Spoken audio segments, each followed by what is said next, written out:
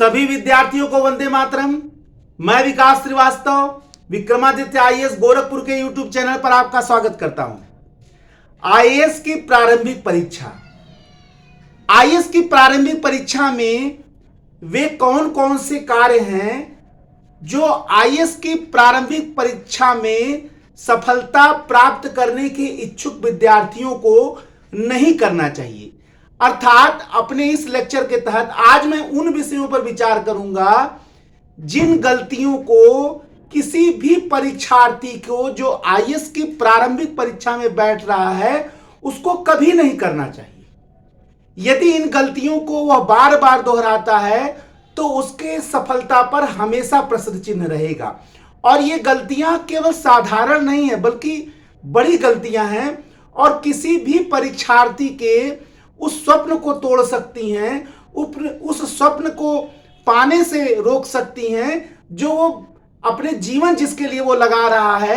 उस स्वप्न को प्राप्त करने में उसे बहुत कठिनाई का सामना करना पड़ेगा और हो सकता है कि वो प्राप्त भी न कर सके। यानी वे कठिनाइयां जो किसी भी आईएएस की प्रारंभिक परीक्षा के अभ्यर्थी के मार्ग में बाधा बन सकती हैं, आज उन्हीं परेशानियों से हम लोग बात करेंगे।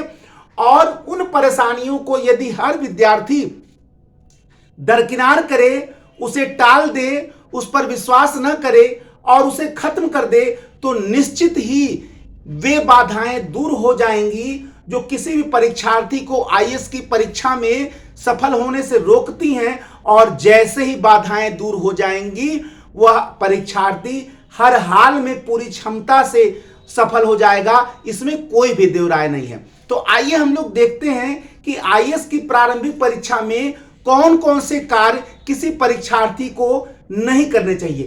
पहला, असफलता से घबराना नहीं चाहिए।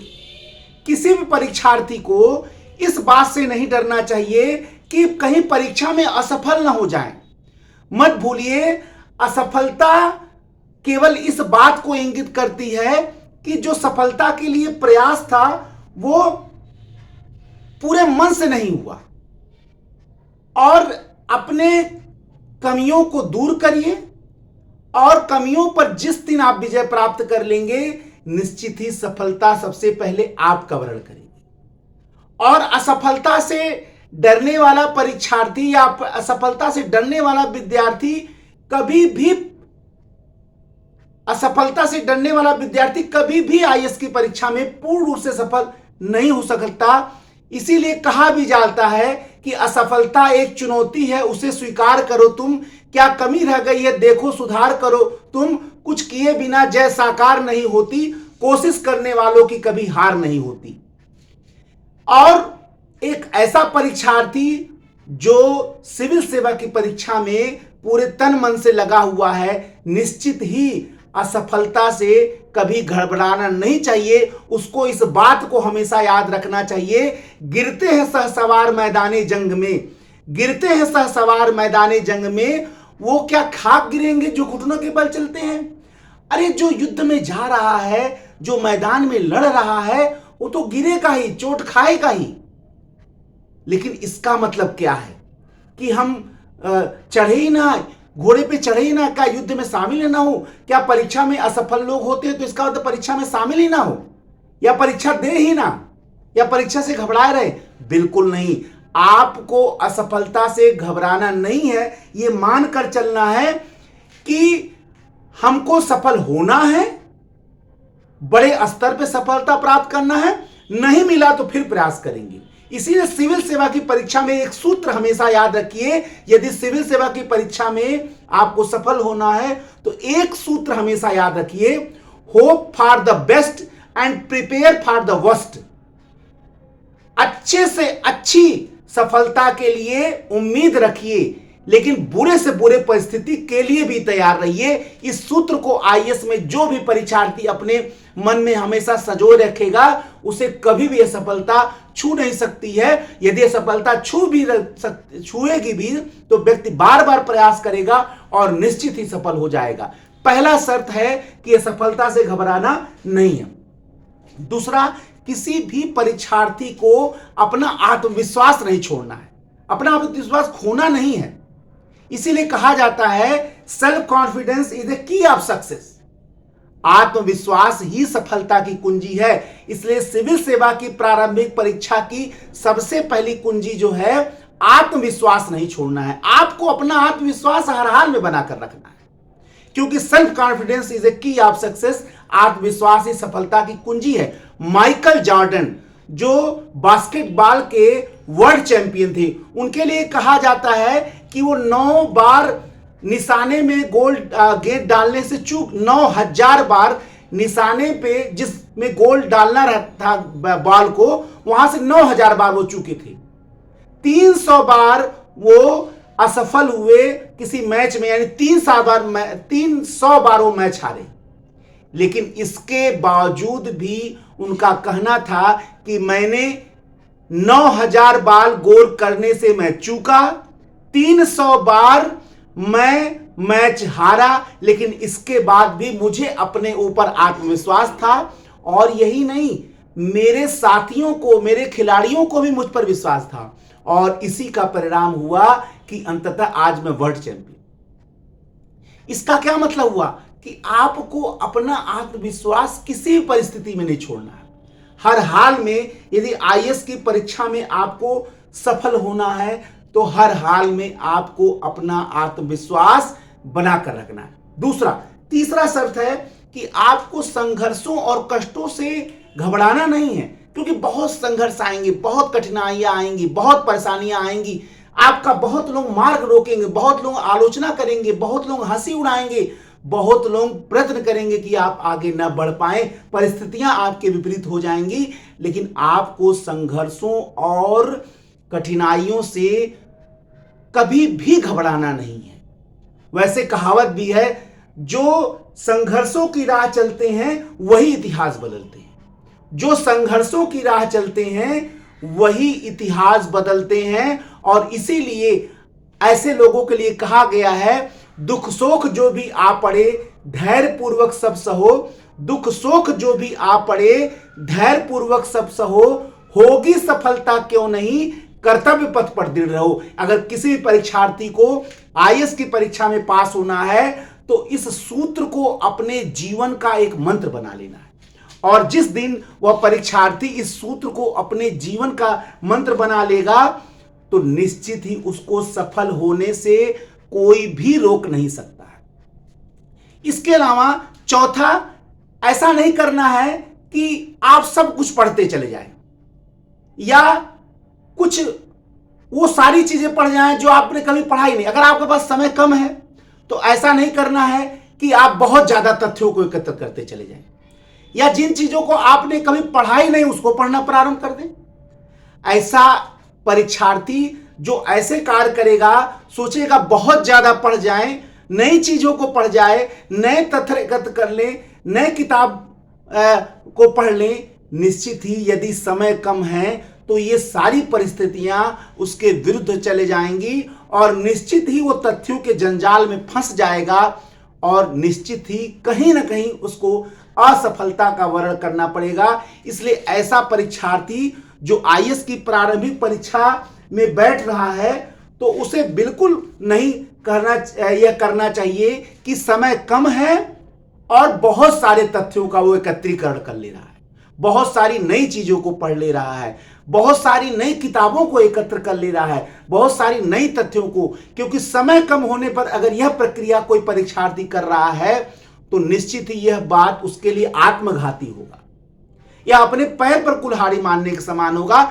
बल्कि आप कुछ ही तथ्यों को बार बार दोहराएं, क्योंकि बहुत समय था तो आप ये कर सकते थे, विस्तार से पढ़ सकते थे। समय कम है तो निश्चित ही आपको लक्ष्योन्मुखी पढ़ाई करना है, ऐसी पढ़ाई करना है जो बिल्कुल लक्ष्य की ओर ले जाए। आप बहुत सारे तथ्यों को पढ़ने से बढ़िया है सटीक तथ्यों को बार बार पढ़ें या उनको कई बार पढ़ें ताकि वो आपके आत्मसात हो जाएं, उनकी अवधारणाएं आपके मन में एकत्रित हो जाएं। ठीक है। इसके अलावा आपको यह भी नहीं देखना है कि बिल्कुल नए नए तथ्य हमारे समक्ष आ रहे हैं तो हम उनको एकत्र कर लें या पढ़ते चले जाएं। ये बिल्कुल नहीं आपको करना, क्योंकि ये सारी चीजें आपको असफलता की ओर ले जाएंगी। इसीलिए मैं बार बार कह रहा हूं कि बिल्कुल नए तथ्यों को आपको, जो कभी नहीं पढ़ा, कुछ दिन परीक्षा रह गया, कुछ दिन आपके पास समय है, कहां आपको दोहराना चाहिए, बल्कि आपको रिवीजन पर ध्यान देना चाहिए। इसके अलावा आईएएस की प्रारंभिक परीक्षा में अपनी दिनचर्या को मत छोड़िए। पता चला आप दिन रात पढ़ते ही चले जा रहे हैं, जो स्वाभाविक प्रक्रिया है उसको नहीं कर रहे हैं। खाने के समय सो रहे हैं, सोने के समय खा रहे हैं, जब सोना रेस्ट करना चाहिए उस समय आप पढ़ रहे हैं। मतलब अपनी जो स्वाभाविक दिनचर्या है, खाना पीना, सोना, उठना, बैठना, इन सारी प्रक्रियाओं को आपको स्वाभाविक बनाना ही पड़ेगा। हाँ ठीक है, मैं ये मानता हूं कि समय कम रहता है, प्रेशर ज्यादा रहता है, लेकिन इसके बावजूद भी अगर अपनी आप स्वाभाविक प्रक्रिया को नहीं बनाएंगे तो आप सोचिए कितना अतिरिक्त दबाव पड़ेगा। और हो सकता है कि उस दबाव में आप टूट भी जाएं, हो सकता है उस दबाव में आप टूट भी जाएं। इसलिए आपको यह मान के चलना है कि आईएएस की प्रारंभिक परीक्षा में आप अपने दिनचर्या को, स्वाभाविक दिनचर्या को मेंटेन रखने का प्रयत्न करें। ठीक है, कमियां ला सकते हैं आप चीजों में, जब मान लें खाने का समय आपने कम कर दिया या थोड़ी सा बदलाव कर दीजिए, लेकिन बहुत ज्यादा बदलाव दिनचर्या में आपके ऊपर अतिरिक्त दबाव पैदा कर सकता है। अब समय फालतू नष्ट मत करें। अगर समय कम है तो निश्चित ही फालतू समय नष्ट करना आपके लिए घातक हो सकता है। एक ऐसा परीक्षार्थी जो सच्चे मन से आईएएस की तैयारी कर रहा है, सच्चे परिश्रम से आईएएस की तैयारी कर रहा है, निश्चित ही समय को नष्ट करना, फालतू समय को नष्ट करना, यानी समय को फालतू रूप से नष्ट करना निश्चित ही उसके लिए आत्मघाती साबित होगा। इसलिए अब आपका एक एक समय, एक एक क्षण, एक एक मिनट, एक एक सेकंड आपके लक्ष्य की ओर जाना चाहिए। याद रखिए कि जो समय को नष्ट करता है, समय उसको नष्ट कर देना, ये मंत्र बना लीजिए अपने जीवन का। जीवन में कभी भी असफलता को नहीं देखना पड़ेगा। इसके अलावा आप परीक्षा के एक दिन पहले बहुत ज्यादा तथ्यों को मत जुटाएं, बहुत ज्यादा तथ्यों को मत पढ़ें। बहुत लड़के होता कि ये भी पढ़ लें, वो भी पढ़ लें, यहां पढ़ लें, वहां पढ़ लें, ऐसा पढ़ लें, कुछ नई चीजें भी अन्य लड़कों से मांग लेते हैं कि मैं ये पढ़ नहीं पाया, आप देख लें। अब ये समय नहीं रह गया है, परीक्षा अगले दिन है। एक दिन पहले बहुत सारे बच्चों में देखा जाता है कि बहुत सारे तथ्य जुटा लेते हैं, लेकिन याद रखिए परीक्षा के एक दिन पहले आपको अपना दिमाग बहुत शांत रखना है। बहुत संभव हो आप चार्ट उठा लीजिए, बहुत संभव हो आप टेबल उठा लीजिए, बहुत संभव हो तो आप आंकड़े उठा लीजिए। ऐसी चीजें आप पढ़िए जो आपके ऊपर, आपके मन मस्तिष्क पर अत्यधिक प्रेशर न डाले। दिमाग शांत रखिए। परीक्षा के एक दिन पहले कोशिश करिए कि आपका दिमाग शांत हो, और परीक्षा के पहले आपके दिमाग में बहुत ज्यादा द्वंद्व की भावना नहीं होनी चाहिए कि ये नहीं पढ़ा, वो नहीं पढ़ा, यहां नहीं देख पाए, वहां नहीं देख पाए, ये नहीं याद है, वो नहीं याद है। याद रखिए परीक्षा का एक दिन पहले का समय बहुत निर्णायक होता है। वह व्यक्ति जो अपने मन मस्तिष्क पर एक दिन पहले नियंत्रण रखता है, आप जान लीजिएगा सफलता की नींव वहीं पर जाती है। इसलिए हमेशा आप याद रखिए कि परीक्षा का एक दिन पहले आपको अपने ऊपर पूर्ण नियंत्रण रखना है। मन में कोई द्वंद्व नहीं लाना है, मन में कोई संघर्ष ही नहीं पैदा करना है। हर हाल में अपने आप को नियंत्रित रखना है। केवल चार्ट, मॉडल, सारणी को देख लीजिए, या उसके अलावा आप कुछ आंकड़े देख लीजिए। ऐसी चीजों को आप देखिए जो प्रारंभिक परीक्षा के लिए बहुत ज्यादा उलझाव ना हो, बहुत ज्यादा तथ्य वाला ना हो। बहुत ज्यादा तथ्यों को भी मत पढ़िए आप। ऐसी चीजें पढ़िए जो आपके मन मस्तिष्क को पूर्ण रूप से हल्का बना के रखे। क्योंकि आप ये भी देखिए ना कि कल वहां समय देना है अच्छा खासा, 4 घंटे आपको एग्जाम में बैठना है। अगर आज के दिन आपने दिमाग में प्रेशर दे दिया तो आप सोचिए कल वो कितना वर्क करेगा। अरे उसी दिमाग से तो वर्क लेना है। इसके अलावा रात भर जगिए नहीं। परीक्षा के एक दिन पहले रात भर जगिए, नींद आना बहुत जरूरी है। हर हाल में अगर आप अपने मन को शांत रखेंगे तो नींद निश्चित आएगा। बहुत सारे परीक्षार्थी क्या करते, रात भर पढ़ते रह जाते। उनको लगता है मैं जो साल भर नहीं पढ़ा, अगर मैं रात भर पढ़ लूंगा तो जरूर सफल हो जाएगा। ऐसा नहीं है। जो पढ़ना था वो आपने पढ़ लिया, जो दोहराना था आपने दोहरा लिया। अब उसको अप्लाई करने का समय आ गया है।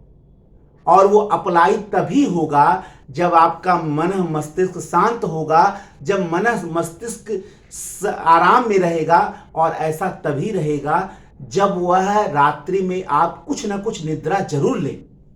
इसलिए रात भर जगकर पढ़ना नहीं चाहिए। इसके बाद एग्जामिनेशन सेंटर पर लेट में नहीं पहुंचना चाहिए।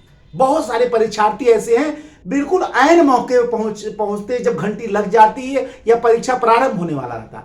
आप सोचिए कि जैसे ही आप लेट पहुंचे, आपके ऊपर हड़बड़ी में आ गया, आप हड़बड़ी में आ गए, हड़बड़ी में फार्म भर रहे हैं, हड़बड़ी में ओएमआर शीट भर रहे हैं और हड़बड़ी प्रश्न हल कर रहे हैं। इसलिए हमेशा याद रखिए, परीक्षा सेंटर पर आपको आधा घंटा, बहुत संभव पौन घंटा पहले ही आप पहुंच जाइए। यानी इतना पहले आप चलिए कि परीक्षा शुरू होने के एक समुचित समय पहले आप वहां पर पहुंच जाएं। इसलिए परीक्षा भवन में, परीक्षा सेंटर पर आपको देरी से नहीं पहुंचना। इसके अलावा जैसे ही पेपर मिले आपको घबराना नहीं है। बहुत सारे बच्चे पेपर पाते ही घबराने लगते हैं, उनका हाथ पांव फूलने लगता है, बहुत ज्यादा उनका नर्वस सिस्टम डाउन रखना है। याद रखिए, परीक्षा भवन में अपने नर्वस सिस्टम पर जो कंट्रोल रखेगा, सफलता उसी का वर्ण करेगी। इसलिए हमेशा याद रखिए कि परीक्षा भवन में जैसे ही परीक्षा प्रश्न पत्र आपके सामने आता है, आपको घबराना नहीं है, आपको डरना नहीं है, आपको भयाक्रांत नहीं होना है। आपको बिल्कुल सतर्क रहना है, निडर रहना है और तर्क बुद्धि के साथ प्रश्न पत्र को पढ़ते जाना है, प्रश्नों को हल करते जाना है। इसलिए याद रखिए, प्रश्न पत्र पाते ही अपने नर्वस सिस्टम पर पूर्ण रूप से नियंत्रण रखना है। इसके अलावा परीक्षा में प्रश्न को तेजी से हल नहीं करना है। बहुत लड़के बहुत हड़बड़ी में हल करते हैं और परीक्षा प्रश्न पत्र जब वो प्रश्नों को पढ़ते हैं तो बहुत घबराहट के साथ पढ़ते, बहुत तेजी से पढ़ते, बिना समझे पढ़ते हैं। इसलिए याद रखिए, बिना समझे प्रश्नों को पढ़ना नहीं है। यानी प्रश्नों को पढ़ते आपको समझते चलना है। बहुत सारे प्रश्न ऐसे होते हैं जो सही से न पढ़ने के कारण गलत हो जाते हैं और जब आप एग्जामिनेशन हॉल से बाहर आते हैं तो आप तुरंत सोचते हैं, अरे ये तो मैंने गलत पढ़ लिया, उत्तर गलत हो गया। इसलिए हमेशा याद रखिए कि परीक्षा में प्रश्नों को हड़बड़ी में हल नहीं करना है, हड़बड़ी में पढ़ना नहीं है, बल्कि उसको धीरे धीरे आराम से पढ़ना है। परीक्षा में कोई भी अतिरिक्त दबाव नहीं लेना। बहुत सारे लड़के पूरे जीवन का सोचने लगते हैं कि अगर नहीं पास हुआ तो ये होगा, अगर नहीं पास हुआ तो ऐसा हो जाएगा, नहीं पास हुआ तो ऐसा हो जाएगा। बहुत सारे परीक्षार्थी ऐसे होते हैं जो जिनका लास्ट अटेम्प्ट होता है। बहुत सारे परीक्षा तो उन्हें लगता है कि अगर नहीं पास होऊंगा तो क्या होगा। बहुत सारे परीक्षार्थी ऐसे हैं जो नए परीक्षार्थी हैं, वो सोचते हैं अगर एक दो बार नहीं पास होऊंगा तो क्या बिगड़ जाएगा, अभी बहुत सारे अटेम्प्ट है। ऐसा कोई भी विचार अपने मन में परीक्षा हाल में परीक्षा प्रश्न पत्र हल करने के दौरान आना ही नहीं चाहिए। याद रखिए, परीक्षा भवन निश्चित ही आपके योग्यता का परीक्षण है, आपके सर्वोत्तम को निकालने की प्रक्रिया है। सिविल सेवा की परीक्षा में आयोग आपका सर्वोत्तम चाहता है। याद रखिए कि सिविल सेवा की परीक्षा में आपके सर्वोत्तम को निकालने के लिए, आपके उच्चतम को निकालने के लिए परीक्षा को कठिन बनाया गया है। परीक्षा को इस माहौल से बनाया गया है ताकि सबसे योग्य परीक्षार्थी, सबसे योग्य अधिकारी निश्चित ही प्रशासन में आवे और भारतीय प्रशासन को पूर्ण रूप से शक्तिशाली और साकार बनावे। इसलिए हमेशा याद रखिए कि परीक्षा भवन में आपको कोई उलूल जुलूल बातें नहीं सोचनी है और ना ही करनी है। इसके अलावा आपको यह भी कोशिश करना है कि जितने समय हैं, ऐसा नहीं है कि आप कुछ प्रश्न पे ज्यादा समय लगा दीजिए और कुछ प्रश्न आप कर ही ना पाए। आपको कोशिश करना है कि सभी प्रश्न निर्धारित समय के अंदर हो जाए। इसलिए ऐसा नहीं है, यह नहीं करना कि एक पे आप बहुत ज्यादा समय लगा दिए और अगले के लिए आपको समय ही नहीं बचा। इसलिए हमेशा याद रखिए कि आपको परीक्षा भवन में परीक्षा प्रश्न पत्र हल करते समय आपको ऐसा नहीं करना है कि किसी प्रश्न पर बहुत ज्यादा समय लगा दीजिए और किसी प्रश्न पर बहुत कम समय लगाइए। आपको याद रखना है सभी प्रश्नों पर बराबर हल समय देना है और हल करना। इसके अलावा आपको निगेटिव मार्किंग का अपने मन में कोई अतिरिक्त दबाव नहीं रखना है। याद रखिए कि सिविल सेवा परीक्षा में निगेटिव मार्किंग आपके तुक्काबाजी, आपके अंदाजी, आपके गलत और बिल्कुल ऐसे अनुमान जो बिल्कुल तर्क पर आधारित नहीं है, उन अनुमानों को रोकने की प्रक्रिया है। अटकलबाजी और तुक्केबाजी पर प्रतिबंध लगाने के लिए ही नेगेटिव मार्किंग लाया गया है। इसलिए हमेशा याद रखिए कि तुक्केबाजी का अत्यधिक प्रयोग जो है वो प्रारंभिक परीक्षा के प्रश्नों को हल करते समय बिल्कुल नहीं करना है। इसलिए हमेशा याद रखिए नेगेटिव मार्किंग का केवल प्रभाव ऐसे व्यक्ति पर है, केवल ऐसे व्यक्ति पर नकारात्मक प्रभाव होता है जो अत्यधिक तुक्केबाजी का प्रयोग करता है। इसलिए और जो सच्चा परीक्षार्थी जो परिश्रम करके, उसके लिए तुक्केबाजी वरदान साबित होगा, उसके लिए नेगेटिव मार्किंग तो वरदान साबित होगा। तो केवल तुक्केबाजी और अटकलबाजी को रोकने के लिए नेगेटिव मार्किंग लाया गया है। इसलिए ऐसा परीक्षार्थी जो परिश्रमी है, मेहनती है और जो सच्चे लगन परिश्रम के साथ तैयारी कर रहा है और तैयारी जिसकी पूर्ण है, ठीक है ना, उसके लिए नेगेटिव मार्किंग वरदान है। इसलिए डरना ही नहीं है नेगेटिव मार्किंग से, कोई अतिरिक्त दबाव मत लाइए।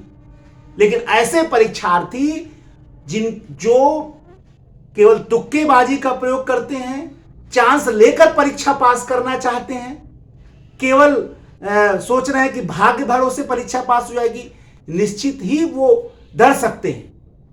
लेकिन ऐसा परीक्षार्थी जो वास्तव में सच्चा परीक्षार्थी है, सच्चा अभ्यर्थी है, निश्चित ही नेगेटिव मार्किंग से उसको डरना नहीं है। यही कारण है कि नेगेटिव मार्किंग से आपको डरना नहीं है। एक नए लेक्चर के साथ पुनः उपस्थित होऊंगा। जय हिंद, जय भारत, वंदे मातरम। धन्यवाद।